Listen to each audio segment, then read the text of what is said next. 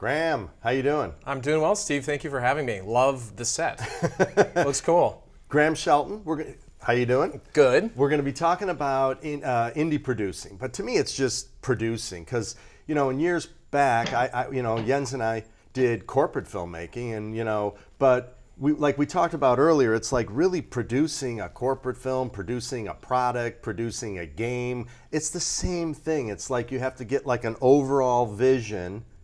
And then you have to figure out the money and who's doing what and the order of where you want to put money and blah, blah, blah, blah, blah. Why don't you tell me a little bit about how you go, your vision of how you produce? Absolutely. I mean, I think that's 100% correct. At the end of the day, the goal here is to be a storyteller. And the medium matters to a certain extent, but we're all just sort of building widgets, right? We're making a thing. And how you get to the widget is a little bit different in every project, but I'm always trying to empower the filmmaker. I'm always trying to empower the game designer, the creative team to make the best possible thing we can make. And that's always the goal, but with an eye on the business. You can't forget that this is a business. If you're just an artist shouting out into the void and no one's watching it, that's a problem for me. Yeah, I mean, I'm going to say this for the probably 9,000th time, but we do call this the film business with the operative word on business.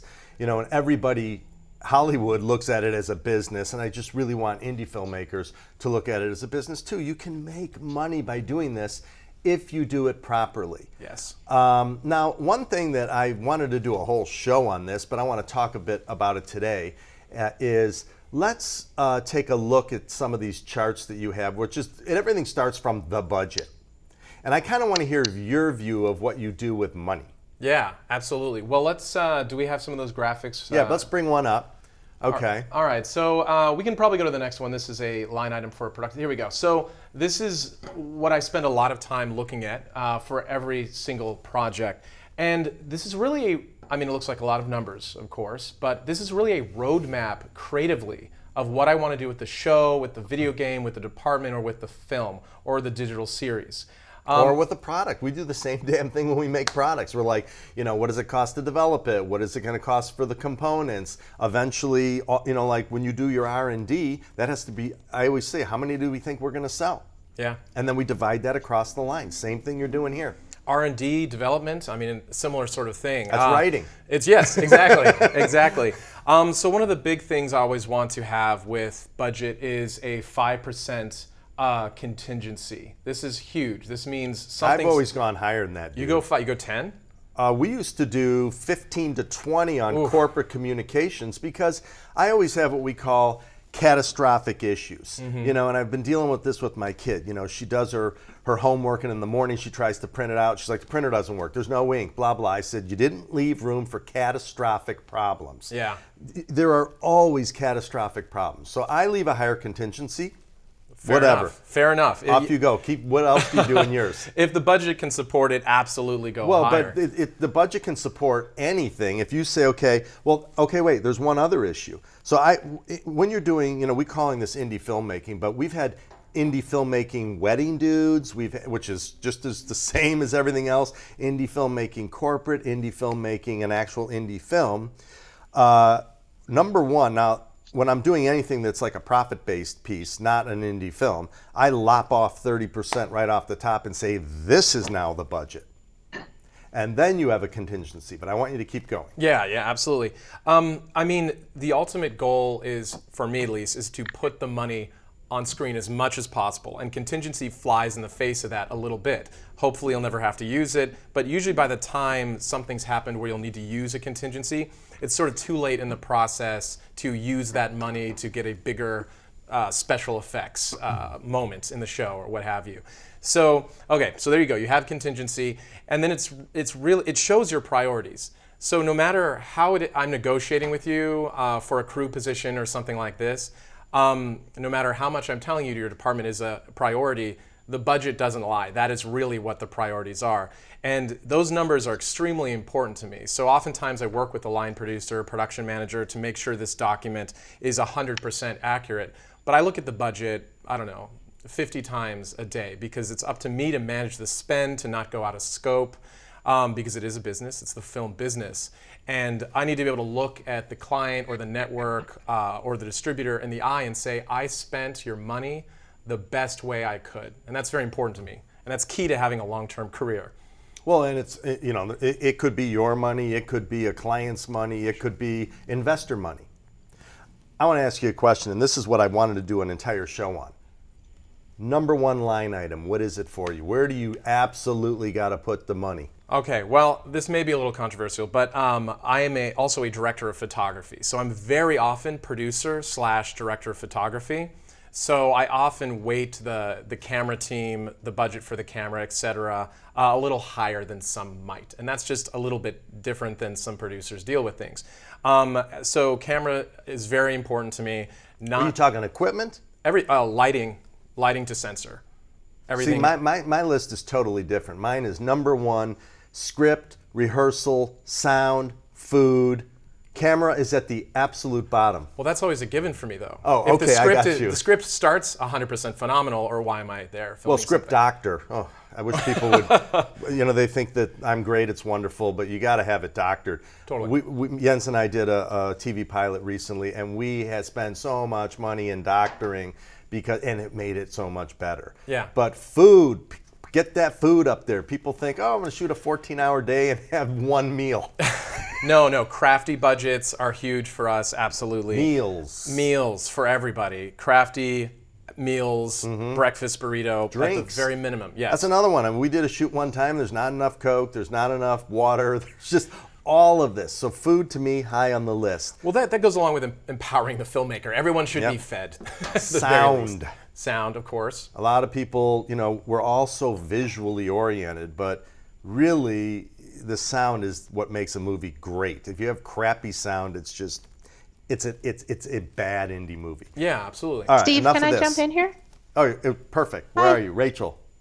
Hi, everybody. Good morning. Hi, Hi, I'm in the chat, so I'm taking your questions. So if you have anything specific you'd like to talk to Graham about, pop it in the chat. I'll make sure we talk about it. But I just want to jump back a little bit in the conversation, and let's talk about how much of your role, Graham, is actually getting that money in the first place. How do you fundraise? How much of your role is fundraising? Let's start there. Good point. That's a great question. Yeah, so I don't want to put a percentage on it, but it's absolutely instrumental to have those sorts of fundraising skills. But it's also convincing people through storytelling that the project is worth pursuing in the pitch session, and then telling them how you're going to safeguard their money throughout the process. And then beyond that, getting to profit. And that's one thing that so many indie filmmakers miss. They want to get their vision out there, they want to share their great story, but how are you making your investors money? I always concentrate on that. So I don't know, I mean, maybe 30% of my job is fundraising, and then a higher percentage is actually safeguarding the money all the way through the project. Yeah, well, there's two issues here. There's one, if you're brought on to a project, like in a Hollywood craft system. The other is if you're sort of a predator, a producer, director, editor, where you're actually, say, this is my film I want to make, I'm going to raise the money, blah, blah, blah, through either crowdfunding or through investors or through mom and dad or from my savings account, my credit cards. But the point is we're talking about, there's actually three different models, but let's talk about these two. The third one to me would be what I'm going to call either corporate filmmaking, wedding filmmaking, where there's already a budget set aside, and now you just have to decide where the profit is and how much you're going to spend. So sure. I think we should refer to all of these genres now as indie filmmaking. Yeah. Well, I mean, you just laid out three different models, which I think is absolutely right. And I have dealt with all three, as I think most producers have. When I'm coming into a project, I guess it's a little bit model 1 and 3, with a set budget, or many of the budget priorities have already been made before I arrive. It's my job to look for the chinks in the armor, so to speak, if there's anything I can do to optimize the work that's already been done. And then sometimes you show up on set and they're like, this is the dollar value, good luck, of the budget. And then you deal with it, and you go from there. So, I mean, it varies. I like Model 2, which is the raise the money yourself model, quite a lot, because I feel like I have the most ownership in the project that way. I feel like I can devote dollars early on to where I think the priorities are. Well, you don't have to answer to anybody too. Exactly, but Go I on. mean, part of being a good producer is collaboration, so I'm okay talking to cool. clients, to the boss, so to speak. But yeah, all of the models are distinctly different. I think indie filmmakers, and I mean, you mentioned indie filmmaking can mean many different things, but if you're trying to get your feature made, which is Model 2, fundraising comes down to showing other properties that are like yours, that have been financially successful in the past, but most importantly, building a solid package of not newcomers, not people right out of film school. Surround yourself with people that are better than you, because the investors will see that and they'll grab onto that. So that package can be talent, in the case of actors, and it can also be producers and other people, other department heads, if you will. I love that. I've talked about that forever. It's like, I don't want younger people to think, that they aren't good, but the bottom line is, if I were putting $100,000 into a movie, I want to know that I got a 70-year-old ASC cinematographer potentially, or I could have it, any cinematographer, or like a B-grade actor, or someone to hang my shingle on, so that when you go to sell it, you're like, I mean, look at Hollywood does it. When you see a movie, it's like 3-time nominated Academy Award actress. She didn't win. It doesn't matter. 6-time whatever. You need that. Yeah. One of the Hey, things Steve. that we oh yes Remember me? yes sorry Jens, I completely didn't introduce you. How are you doing? It's all right. It's all right. You're like on fire, so just keep going. But I had a quick question that was related to the fundraising for Graham. What do you find yourself, like what method do you end up using the most? Do you ever use like Kickstarter? And do you feel kind of like not in control when you're using Kickstarter? Let's tell people like maybe the different ways that you end up trying to get money, because without money you don't get a film. Yeah, absolutely. The number one way is networking, word of mouth, knowing people at various film festivals, knowing investors in the indie space, of which there are actually quite a few. And then there's sort of the traditional, indie studio system. There are some studios that work in the indie world, which is under $5 million, we'll say, for the purposes of this conversation. So it depends where I think the film will fit too. So genre movies narrows the group. Some investors never touch horror movies, genre movies, sci-fi movies. They never touch those. So don't go to those. Don't bring people projects that isn't right for them. I see that all the time. It's like, oh, you financed a movie. You must love romantic comedies set in Fiji, and no, they don't.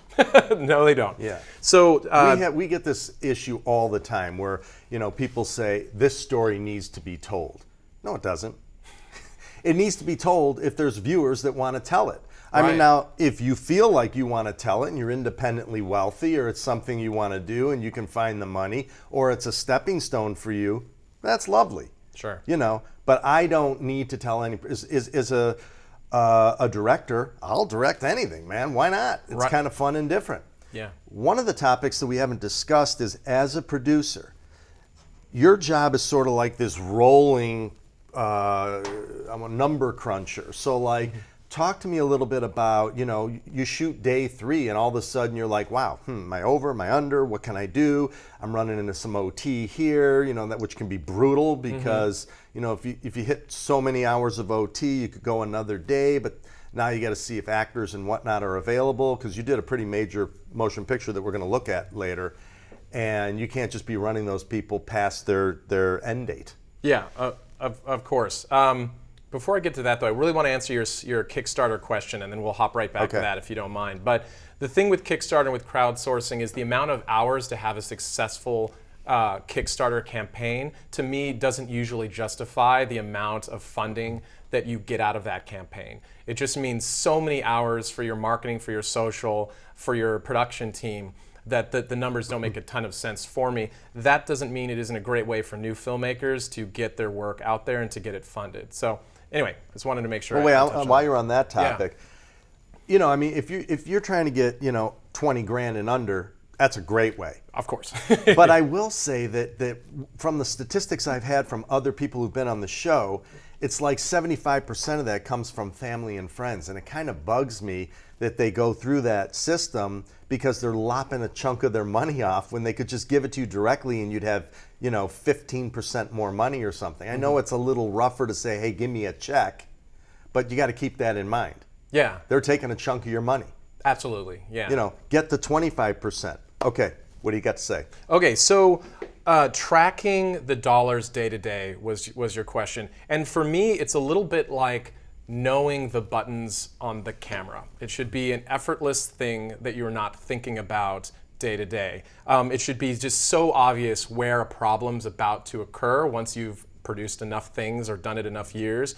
You'll see the red flags a day and a half ahead of time is the key. Well, that comes from experience. Sometimes not. I'm going to give you an example. Jens and I were on a shoot and it snowed. Okay? And we were doing a little boxing match and these kids were wearing a loincloth. So, I mean, now we had to get heaters out there. Yeah. That wasn't in the budget. True. We've done another shoot one time where same thing, where all of a sudden we had to make a winter day look like a summer day, and it was just so cold we had to get some way to get the ice off the ground. How do you deal with that? Yeah, you know, Steve, the best answer is just think on your feet. I mean, I started my career in documentaries working for Vice. In my early 20s, I got a show funded, and we went to Chernobyl with a crew of 3 really early on in some of the most difficult possible shooting circumstances, where people around you are armed, you're in the desert, it's incredibly dangerous, whatever it is. And my background in documentary has gotten me to a point where adapting on the fly and scripted just, it's always worked out. I don't know, knock on wood, but yeah, I mean, things pop up, but that's also the exciting part about filmmaking. If it snows, you figure it out. The scene is snowing. That's also what you got your contingency for, right? To cover some of that. Absolutely. Yeah. That's that 5% or 20. So I have a question related or to 100. that. In the indie world, you might not have the luxury of having a production manager, which is maybe the guy that's like right on scene. Like, how much are you on set in these, you know, in your type of productions? And do you ever have a production manager? I have production managers all the time, great production coordinators all the time. But that being said, I am the creative producer on set. So it's very important for me to be there every moment of every day. And that is part of being a good manager. That's part of setting expectations. When you're there, I mean, talking about OT, on hour 14, I hate going into OT. I always try to avoid it. Sometimes it happens. I'm there with everybody else in the snow with the same boots on, dealing with it. And that's part of being a good manager, which a producer is. So it's a morale thing, it's a looking for problems thing, and it's, you know, I'm not always in the director's ear all the time because, you know, they have their work to do, of course. But I'm there to lend advice, and I'm there to give it in the most important points of the day. Well, now, what about the difference? Now, we're obviously talking about larger production right now than smaller production. You know, sure. Like I said, you know, you may be a predator, which is, you know, producer, director, editor, and you're sort of making these decisions on the fly. But, you know, as a producer in your respect, you're on set, but you're also, it's like a psychological nightmare because you've got people going, well, what if we do this? And what if we do this? Even though it's all defined, you sort of got to rein them in, because I hate when clients do that. You're like all ready to go, and then they're like, what if we do this? I think I just did it before we went here. What about that? Yeah. Psychologist. Yeah, I mean, look, you're a little bit HR, of course, and you're a little bit somebody's shoulder to cry on at the end of the day, and that just comes with the territory. But the amount of pivoting that you have to do in the field, in my mind, directly relates to how much pre-production you had.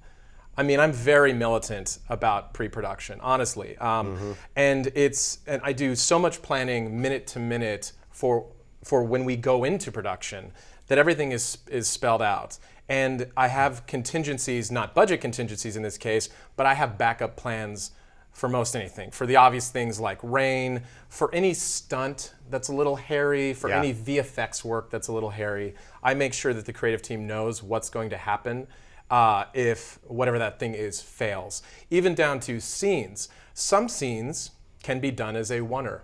Is that a good idea for the story? Not always, but if it's snowing, if we've run out of light, this scene is now a oneer, and it may make it into the movie like that because it has to. So always have a wonder, you know. Jens and I say this all the time, but when you have less money, it forces you to be more creative. Yeah. And in some respects, it's so much better. I mean, sometimes when we go back and we look at it, we're like, wow, we wouldn't have really done it that way, but it's really great. Mm-hmm. I want to ask you a question. A lot of people don't know the difference between an executive producer, a producer, and a line producer. Let's go through that real quick. Yeah, so I mean, this varies a little bit. The Producers Guild of America is trying very hard to delineate between the roles that you just mentioned and make it very clear when a producer is only an investor. They frown on that, actually. Oh, and a co-producer. And a co-producer. So co-producers, executive producers, they tend to either be an investor or be a part of the package or lend some sort of skill set, right? So if you're doing a movie about skydiving, you might have an executive producer who's a skydiver extraordinaire, right? There's a little bit of that. But then for producing, the Producers Guild's trying to make producers be the people that are on set, the creative producers, my job, actually doing the thing. Actually, on a smaller stage, maybe moving the tripod themselves on a non-union show, making the thing happen. Line producer. Line producer, their role hasn't changed too much. They are very much the numbers person. When I'm on set, moving the tripod slightly to the left, trying to help somebody out, the line producer is keeping track of the day rate of that specific tripod, for example. Yeah, so they're always the numbers people. I like somebody with an accounting background in that role, but not solely accounting. They need to also understand that this is film and it is different than, building a bench in the park. I mean, for the most part, executive producer is the money. That's the producer is the guy that is actually producing the film. Line producer is really getting his feet dirty. He is working right with the production team, and he's going to you saying, these guys are looking like they're going over, blah, blah, blah. They're often production managers as well. That's a line producer, PM, a hyphen is very common on indie films. And co-producer is a gift now. It's like, some dude said, you can use my yacht, and you go, fine, I'm going to make you a co-producer. It's an actual bullshit position. But now I want to talk about another thing. Jens and I were on a pretty major motion picture, and it was done by 3 different studios. And this idea that people are, when you go to the movies now, it's different. You see 9 producer names on there. And what they're doing is only 2 of them can get an Academy Award. You got to pick 2. So these people are like going on set. There might be 8 producers, and they're trying to vie for the most amount of hours so that they can, at the end of the game, they can say, look, I was there 70% of the time, so I should be the one. I mean, it's so nutty, but that's when you see, Tom Cruise, this person, that person, this person, they're all vying for that Academy Award, really, because if they were paying, they'd be in the executive producer range. Oh my gosh, Steve. Well, there's a few things about that, to be quite honest, make my skin crawl just a smidge. I know. Right. So doing a film with the end goal being an award is the wrong reason to take a movie. I mean, look, you saw that on that specific set, but ego, unfortunately, politics, that side of it is such a huge part of the producing role, and I wish it wasn't. That makes me sad to say that. Yeah. But being a people person is extremely important, but also managing expectations both up and down and to the side. Just being upfront with, I'm going to be on set every day. Are you going to be on set every day? Oh, you're not? You are going to stay on your yacht in Fiji? Fine. Well, then I'm going to be the guy that's representing this to the Producers Guild or whatever. And just being very, very upfront with what the roles are and what the expected outcome is of every single relationship. I even do that down to hiring. When a first AC says to me, I really need a second. And I say, okay, well, here's the numbers. Your rate is now cut X. Do you still need a second? Ouch. I mean, look, that's harsh. This Yeah. is how it is. This is the Yeah. money for this project. There's no Right. more money is just going to poof out of thin air for this role. But I tell everybody, this is it. I'm very upfront. Well, we talked a lot about the Hollywood. This is sort of the Hollywood craft system model. Yeah. I kind of want to focus more on, the Indie side. yeah, the under true two, indie. yeah, true indie. Yeah. And- Steve, actually, while you're jumping there, I have a question that's perfect to jump off on that just came in from Frederick, who says, I'm predominantly a shooter, but I have projects in my mind I would like to develop. The job of a producer seems overwhelming for a beginner like me. Do you have any advice for someone just starting out, or any books or courses you would suggest to build a foundation? Ask him how much money he wants to spend on this particular project, and then I want to come back to that question because it's very based on, if he wants to do a $5,000 project, a $3,000, a $10,000, a $30,000, I don't care, but I need to ask him what he's doing there because it's difficult Sure. to answer that question without knowing that, don't you think? I agree. Specifics help. Sure. There is this sort of kind of sweet spot we talk about with some of our friends in Hollywood, this $250,000 movie. It's this sort of number where you can almost not lose because there's a lot of options. You can get foreign sale, which almost covers, they try to Pre-sales, do that. yeah. Pre-sales to cover the budget. So now you can just go have fun, make your movie, and then, maybe you could get, like, we haven't gotten into the whole model of the Netflix and Prime and all these different things. That's for another show. Okay. But did you get an answer back, Rachel? I'll let you guys know. You'll let us know. All right. Have I we got a gotten question in the terribly meantime, far off? Steve. I'm sorry, Jens, what? I got a question in the meantime. Graham, this is maybe getting into the smaller side, but a lot of our audience here are shooters or assistants and all that. And what we and Steve and I noticed over the years, having Zacuto rentals, is that the prep has dropped off dramatically. Nobody seems to prep anymore, maybe because they think the cameras are, you don't need it.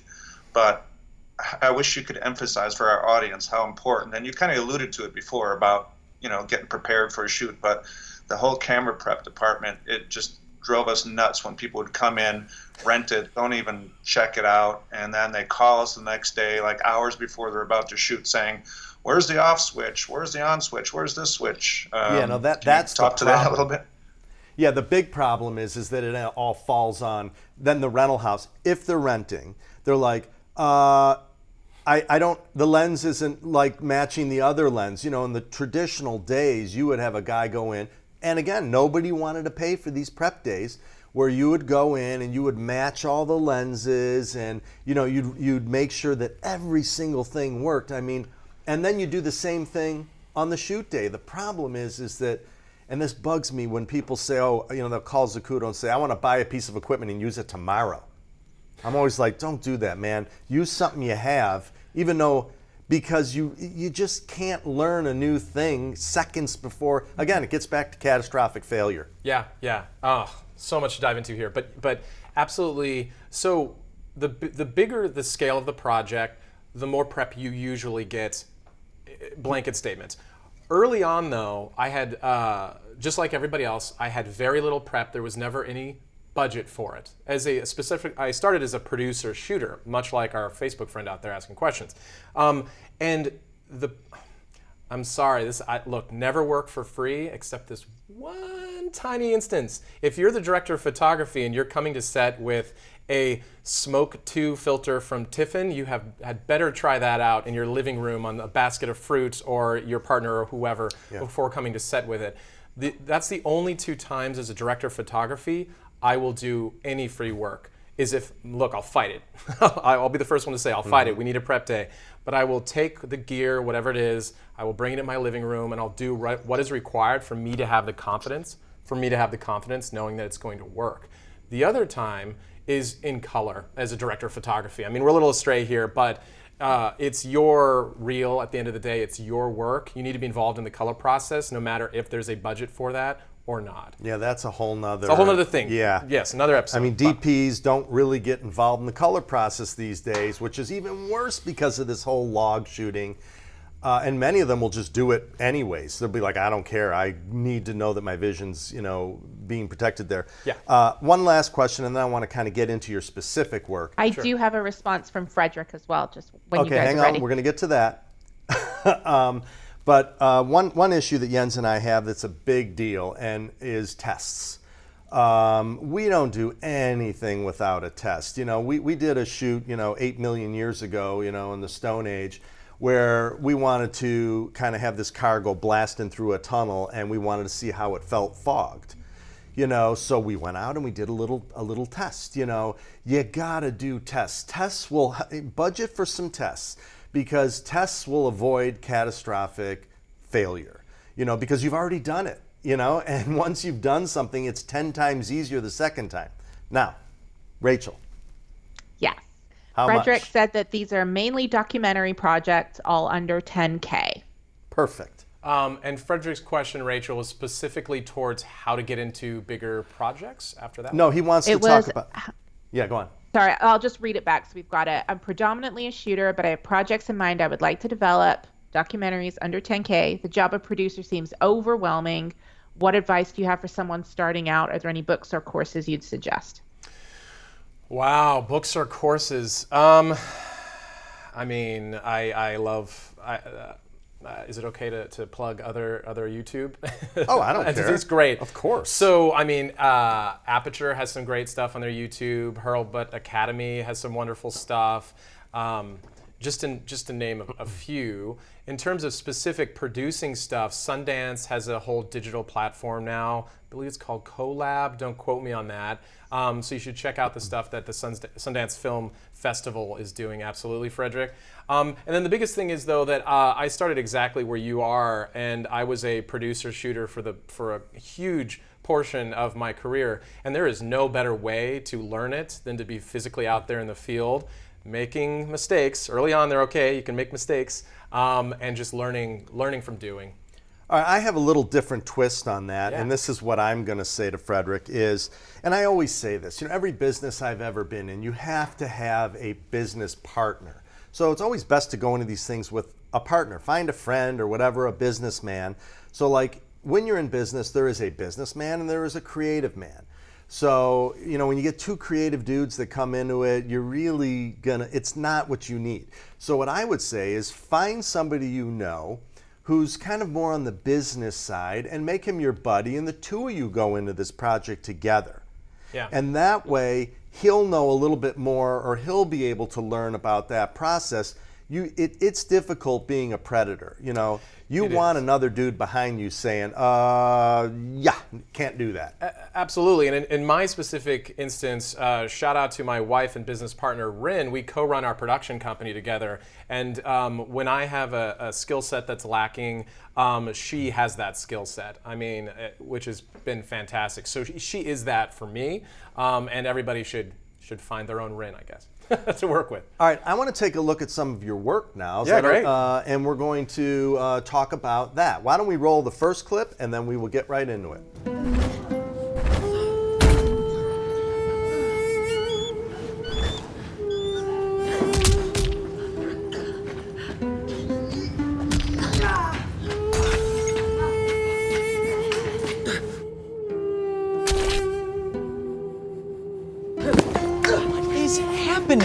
How? I was gone for so little time. What is this now? Why are you dead? You shouldn't... I'd leave them alone for like 2 minutes in here and they almost burn the entire void down. The destructive power of fire isn't something that you just want to mess around with. That is, unless you have a place like this, or you are roasting an opponent in a game like Mortal Kombat. Flames and combustion have been weapons all their own in this franchise for a quarter of a century. But what would it take to cut someone in half with heat? This is the science of Mortal Kombat. A little bit about what that project was and what was your role. Absolutely. So this project is called The Science of Mortal Kombat, and it's a collaboration between Warner Brothers and Legendary Digital Network. I'd call this a branded piece, right? So the idea is that you watch the Science of Mortal Kombat, and hopefully you're picking up a copy of Mortal Kombat 11, but you had a great time on the journey. So this was it was actually 12 episodes. We did 6 main episodes and then 6 behind the scenes episodes as part of our deliverables. So my role on this was director of photography as well as producer. And the key thing here with my co-producer Kyle Hill, he also wrote the piece, was to get people to play Mortal Kombat, but also have a great time watching the series. So we take different iconic fatalities from Mortal Kombat, and we break down in true scientific fashion the science behind, is that fatality really achievable? Is it impossible due to X property of physics, etc. So it's a little bit Mythbusters, and it's a little bit, I don't know, it's its own thing. Okay, so branded entertainment. I mean, I think people should, one of the things that I feel that filmmakers have a problem with is that they feel that maybe they're doing something that is, how do I come up with the right word here? That's like beneath them. In other words, Commercial? yeah, I mean, like, you know, Jens and I have done commercials, corporate videos, we've done meetings. Oh, those are the worst, you know, Yeah. corporate meetings, we've done documentaries, we've done different things. You should feel the same about every single thing you do. There's nothing dishonorable about doing a project. Yeah. Because look at that thing. The harder and less dishonorable you think it is, you need to focus more creativity and make it entertaining and make it great and put your all into it. Absolutely. That's great, man. Branded entertainment, love it. Why not? Yeah, because it's a unique challenge, because you are lightly advertising to somebody while still hoping that they have fun. So it's a tricky walk, but that's where a lot of the projects, at least the projects that I'm specifically interested in, are coming in the digital realm, some type of branded role. Yeah. And I mean, we had stunt people on this, we had special effects. That opening intro bit you saw is meant to look a lot like the game Mortal Kombat 11. And then, of course, the tests themselves, and you can watch the whole series on Because Science, so I encourage everyone to do that on YouTube, Because Science, YouTube.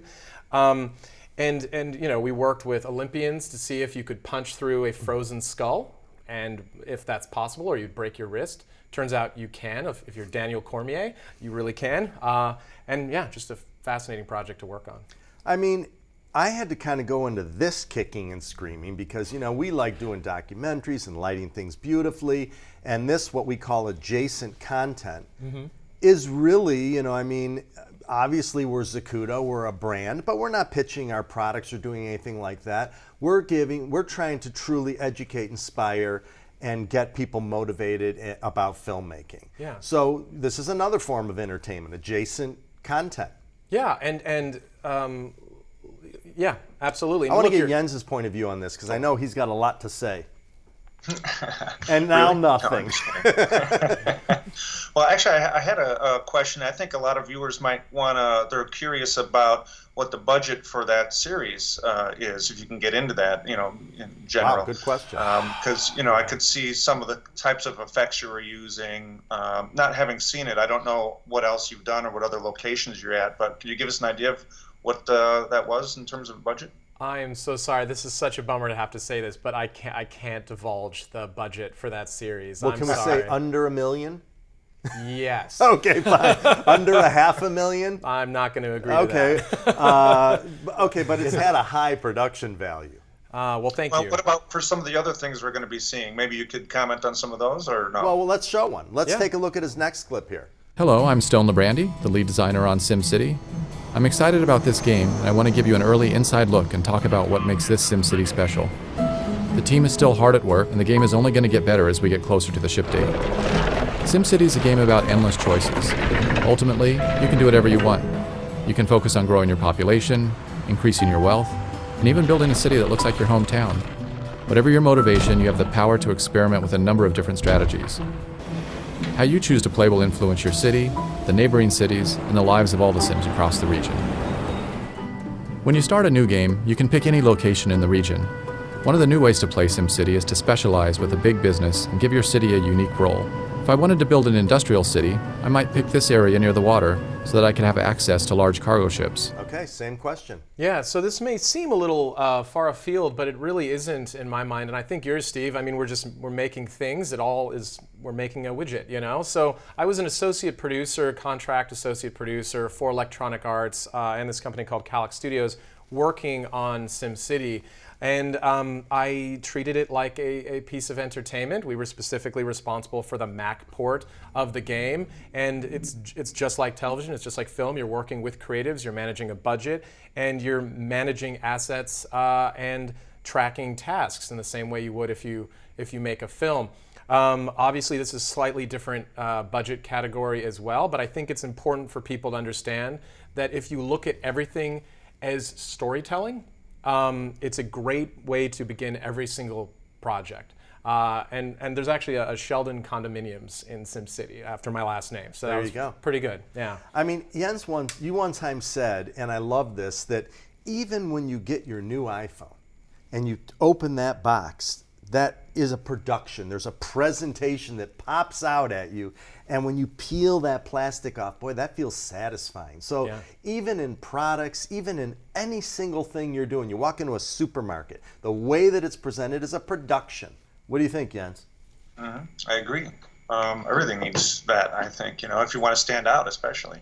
Yeah. Well, look, quick shout out to you guys. I mean, does little components all have to be this wonderful metallic red color? Maybe not for an engineering reason, but it looks fantastic, and I can always tell a Zacuto rig from across the room because of it. Well, I mean, if you want to really know, the reason that we do it is because when we see behind the scenes photos on films, it's like, bam, we know right away. And you still have to be cognizant. It is what your brand. It's Sure. but you have to be cognizant of how it's seen in the field. Same thing. Let's take a look at your last clip here. Before we jump into that, can I just ask so obviously the video game industry is huge, and you've managed to cross over. How would you recommend somebody manages to sort of translate their filmmaking skills into something that would make sense for the video game community? Well, the easiest way is, as a director of photography, I think about light all the time on many different projects. In fact, some companies only know me as a DP, some only know me as a producer, some understand the hyphen. But as a DP trying to get into video games, and I'll go back to producer in a second, they're doing the same thing. They're lighting faces. They might be characters, they might be different types of animation, but lighting in video games very similar. And it's very rare for graphic artists specifically dealing with lighting, that's a specific role, to have any film school background. Very rare. So that's often the gap that I see as a director of photography moving from something like The Science of Mortal Kombat or the movie that you're going to see coming up next, and going into video games and helping just the artists understand when an HMI equivalent goes through a window, what it looks like on somebody's face. When you diffuse it more, what does it look like on that same character's face? On the producing side, I think the crossover is actually much easier because producers are, again, tracking assets, tracking tasks, managing people. It is the same thing in my mind. I mean, the video game industry, everybody knows that it's bigger than the film industry now. And again, I like what you said about lighting. We learned lighting, not us, but Charlie Chaplin learned it from Caravaggio, how light moves through a window. Now the gaming industry needs to learn it from the cinematography industry. And it's funny you say that. My kid plays that game all the damn time. And some of the games that she plays, it's like they're just like 1-to-1, man. It's like the whole world is just bright. Yeah. Yeah. And I don't like that. Now that I've seen this World War II game, I'm not a game player, but boy, that thing is, they get light, man. You know the one I'm talking about. Sure. It is just intense. I mean, it's like you're there and the lighting is everything. Same with the sound. It absolutely is, yeah. And depending on how many cinematics you have, you're watching a little movie in the game anyway. And game companies are just starting to figure that out within the last 4 years. Yeah. Can we go to the final clip? Do it. Okay, we got permission. Final clip. Give an Oscar speech, fight fires or terrorists. I wanted to wear the fancy robes on Sundays. Help people. Want a muffin? They're minis, so you have like 30 of them. They're still not that bad for you. Have you been reading much John lately? A little bit more of a Ringo man myself, but sorry. So what's the verdict, Father? Verdict. Is it too late? No, it's just we're really very big on rules around here. I mean, we can. Daniel. Can I call you Daniel? Now, this isn't magic. We're not special, nor do we have some privileged access to God. We are men who've chosen to serve. You gotta find something of your own, something selfish and stupid and human.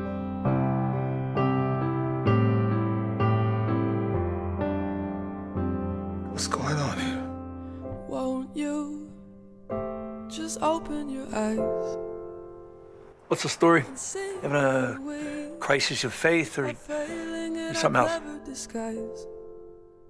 The world kind of sucks. You don't believe that. No, you don't, which is why I like you, but you're also, you know, you. This is not a game. What is your passion?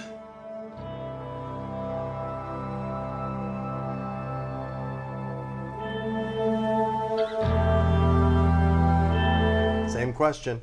Yeah, so What's your role? Yeah, so I produced this, and then I shot a lot of the second unit stuff. A great DP, Justin Montgomery, shot all the A unit stuff for The Good Catholic. This is a independent feature film that we shot in Bloomington, Indiana, a few years back. It's available right now on Netflix. But it was basically a few friends and I, Zach, John, myself, we all know each other, and Paul Schulberg is the writer-director. We all know each other from the theater community. We all went to Indiana University together, and we thought, let's make this film. And it's a heartwarming romantic comedy set in a Catholic church in the middle of Indiana. And it was great fun. It was great fun to make. But I was the, I guess we'll call it, creative producer on this project, along with John and Zach. You have, I mean, you got A grade players, B grade players. You have to tell us what the budget was on this. Under $1 million, Steve. Okay. Wow. See, now that I wouldn't have known. Okay, good. I mean, look, the bottom line is if you walk into into Hollywood, a film festival, anything, you see recognizable actors, that you can't beat that, period. Completely agree. And I think what most people forget about great A-list talent is they want to do wonderful scripts. And if you have a wonderful story written by a talented person, then they'll consider it, which is a little bit of a surprise to people, but you can get A-list talent for a couple days on your movie. You just have to sell them on the idea. I've actually told people this a lot, but yeah, you need to write a role that only does have a day or two, and then they're still getting, $80,000 a day or whatever it is, but now you've picked up this asset that is just so much more important than a special effect. Absolutely. Because it's like, it's key to selling it. Absolutely. The cast is instrumental to selling the project, and you're right. Think when you're going into development, this role could be a name, and then write with that in mind, especially in the independent film space. Yeah. I really liked that clip. I thought it was really well edited. The lighting's beautiful. I mean, that's a real deal movie there. But I want to talk for like about a minute Totally, yeah. about the faith-based concept that I know that you told me that's just a straight up romantic comedy, but you are going to tap into that faith-based community, which is, I love, man. I love that space, and I'm going to talk about it as a space, and I'm not talking about it from a faith way, but it's a business like anything else. Sure. I'm actually working with a writer about doing a faith-based content movie, very similar to this one, and it's a terrific space to be in. You have now what you're doing, and you always have to think demographic. Who is my audience? If 10 people are your audience, you got a problem there. Are you going after children? Are you going after baby boomers? That's my other big one I want right now. Boomers, faith-based market, I think are the two top markets in my mind, unless you're making Iron Man, Yeah. which is, we're not. Yeah. What do you feel? Well, In terms of the faith-based community, you know, it wasn't our intent to approach The Good Catholic specifically with a faith community in mind. Oh, bullshit! Somebody in the Well, team the- had to say, well, Paul "This is Schulberg- going to be incredible." Paul Schulberg, the writer-director, I think his mom met his dad in a convent. And that was it. That was the movie. That's where he got the impetus for the story. So that's where it came from, to be quite honest. I mean, all the characters in the movie have faith. We tried very hard to make sure that we were true to all the Catholicism happening in the church, for example. We wanted it all to feel like a real Catholic church. We really worked on that. But yeah, I mean, you know, you'll have to watch the movie. But wait a minute, you're saying the characters in the movie, they were attracted by the faith topic?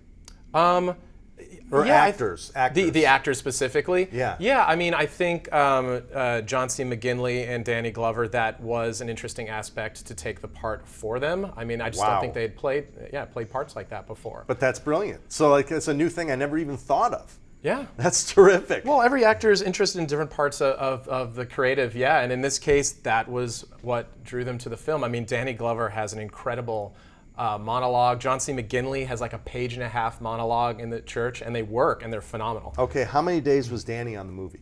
Oh, great question. It's been a little bit now. I want to say maybe 2 weeks. Oh, that's big. Maybe. Yeah. How many total shooting days? 7. Wait, what? Well, we had prep time. Oh, him. No, yeah. I'm saying the whole movie. Oh, you mean Danny Glover specifically? How long was he? No. How many total shooting days did you have in the movie? Oh, for the whole film. The whole movie. 21 total shoot Okay, days. So he was there about half the time. Oh, okay. John C. McGinley was there about half the time. Okay, that's even bigger than I thought. Yeah. And 21 days is a little tight, but not. I mean, a lot of people are shooting movies in 11 days now, but it was always, it used to be a page a day kind of concept. Yeah. Assuming this is a 90-minute movie. Yep, exactly. Okay. 90 minutes. And 21 days, honestly, is about average for an independent film in America currently. Yeah. 18 to 21. Guys, can I jump in here? Yep. I just want to start leading us towards the end. So, and let's talk about post-production a little bit and the producer's role in there. There were obviously some film festival laurels in there, and the show is on Netflix. So can you talk about your producer's role once production's wrapped up and you head into post? Good question. Yeah, well, I mean, post-production and distribution is arguably one of the most important parts of producing. If nobody sees it, again, you're an artist just shouting into the void, and nobody wants that. So post, it really is the moment for the director to lock his or herself in a room with the editor and do their thing. And I believe in giving them that distance, absolutely, to tell their creative vision. But when it comes to even things like licensing music, I'm very involved in all of that, everything around post. And then, of course, distribution I'm extremely involved in. So there's a debate, should you just go to a streaming service? Should you go to film festivals? I happen to love film festivals. There's nowhere on the planet like it. It's everyone around you that love film. They love doing exactly what you do. So I would encourage everybody to do at least a couple film festivals in their career at some point. But for us, we premiered at Santa Barbara. We won that festival. We got a sales agent because of starting to gain laurels, but it was also a personal friend, was our sales agent. So again, network, word of mouth, extremely Sales important. agent's important, or a producer's rep. Yeah. I mean, you can't pitch Netflix or some of these services without a producer's rep, a lawyer, an entertainment lawyer, or a sales rep. Or an agency package of some kind, of all of the above, which you just mentioned. Yeah, so that's another show, though. It is another show, you're right. And so there you had it. We had a number of distribution offers based on the quality of the content. I mean, that's number one, make a good movie. If you're gonna make a movie, that's key. And then we went with Netflix, and there you go. The rest is history. I want to ask one last question that goes back to Rachel's post-production. Post-production is infinitely cheaper nowadays than it was 15, 20 years ago when it was horrible and we spent, it was just brutal. Non-linear editing has changed post-production. But, in post-production I include Foley's, Foley work, music, licensing, like you said, sound editing, picture editing. In a movie like yours, you had roles for each one of these things. Yeah. Many films, the editor's doing all of it. Lovely, great. how much did you budget for what I talked about, full post-production? How much of your budget was assigned to post-production? 30%.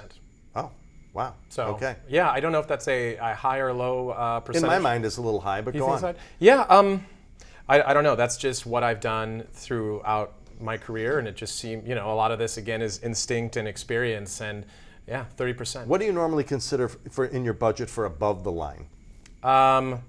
Great question. So for above the line people, And let's define above the line. yeah, so above the line people, producers, directors, EPs, co-EPs, and on, writers, director, etc. So their deal is often very different, and in independent filmmaking, this is sort of the Blumhouse model. I don't want to take credit for this, but hand out as many creative points as you can to your above the line people in lieu of paying just straight cash.